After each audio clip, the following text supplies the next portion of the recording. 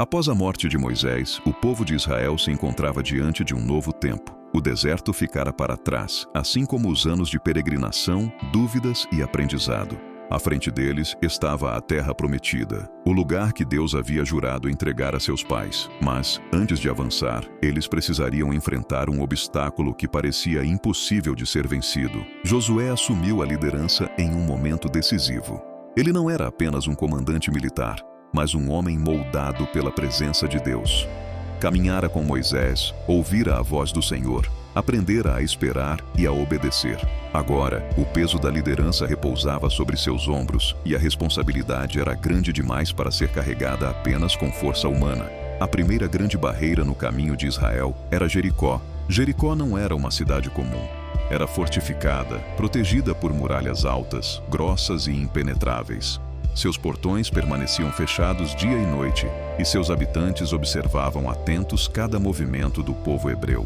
Humanamente falando, Jericó era invencível. Nenhuma estratégia militar tradicional parecia suficiente para derrubar aquelas muralhas. O povo sabia disso, os inimigos sabiam disso, e Josué também sabia. Mas Deus tinha outro plano. O Senhor falou com Josué de maneira clara e direta. Disse que a cidade já havia sido entregue em suas mãos antes mesmo de qualquer batalha começar. Não haveria ataque convencional, nem armas, nem escadas, nem arietes. O caminho da vitória não seria a força, mas a obediência. As instruções eram incomuns, para muitos até absurdas. Durante 6 dias, o exército de Israel deveria marchar ao redor da cidade, uma vez por dia, em completo silêncio. À frente, os sacerdotes levariam a Arca da Aliança, símbolo da presença de Deus entre o povo. Nada de gritos, nada de provocações, nada de combate. Apenas passos firmes, silêncio e confiança. No 7º dia, a ordem seria diferente. Eles deveriam dar 7 voltas ao redor da cidade. Ao final da última volta, os sacerdotes tocariam as trombetas, e o povo, então, gritaria com toda a força. Não seria um grito de guerra comum, mas um clamor de fé, uma declaração de confiança no Deus que prometera a vitória. Josué reuniu o povo e transmitiu exatamente o que o Senhor havia ordenado. Não acrescentou nada, não tirou nada. Mesmo sabendo que aquilo desafiava toda a lógica humana, ele escolheu confiar plenamente. A vitória não dependeria da força do braço, mas da fidelidade do coração. Dia após dia, Israel contornava Jericó em silêncio. Os moradores da cidade observavam confusos, esperavam ataques, ameaças, violência, mas viam apenas um povo caminhando em ordem, carregando a arca, envolto em reverência. O silêncio era ensurdecedor. Cada passo era uma provocação à lógica humana.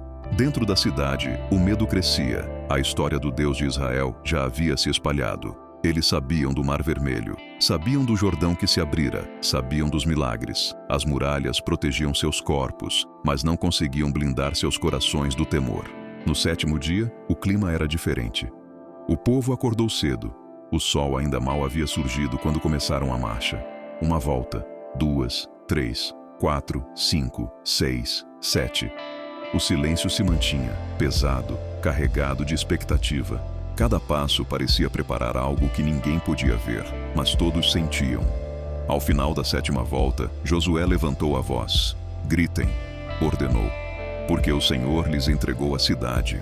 As trombetas soaram, o povo gritou, e então algo extraordinário aconteceu. As muralhas de Jericó começaram a tremer. Não foi um pequeno abalo, nem uma fissura lenta. Foi um colapso total. As paredes grossas desabaram como se nunca tivessem sido fortes. Aquilo que parecia intransponível caiu diante da obediência de um povo que confiou em Deus. Jericó foi conquistada, não pela força, não pela estratégia humana, mas pela fé obediente. O povo entrou na cidade exatamente como o Senhor havia prometido. Tudo aconteceu conforme a palavra de Deus. Nem antes, nem depois. No tempo certo, do jeito certo. A vitória foi completa, e Israel aprendeu uma lição que jamais esqueceria. Deus não precisa de métodos convencionais para cumprir seus propósitos. As muralhas que pareciam eternas caíram em um instante. Aquilo que intimidava por anos foi derrotado em um único dia. Jericó se tornou um símbolo eterno de que nenhum obstáculo resiste quando Deus está à frente. Para Josué, aquela vitória confirmou algo profundo. Ele não precisava ser o maior estrategista. Precisava ser o líder mais obediente. A conquista da terra prometida havia começado. E Israel seguiu adiante sabendo que, quando Deus dá a ordem, até muralhas se rendem. Quando Ele guia os passos, o impossível se curva. E quando seu povo obedece, a vitória não é uma possibilidade. É uma promessa cumprida.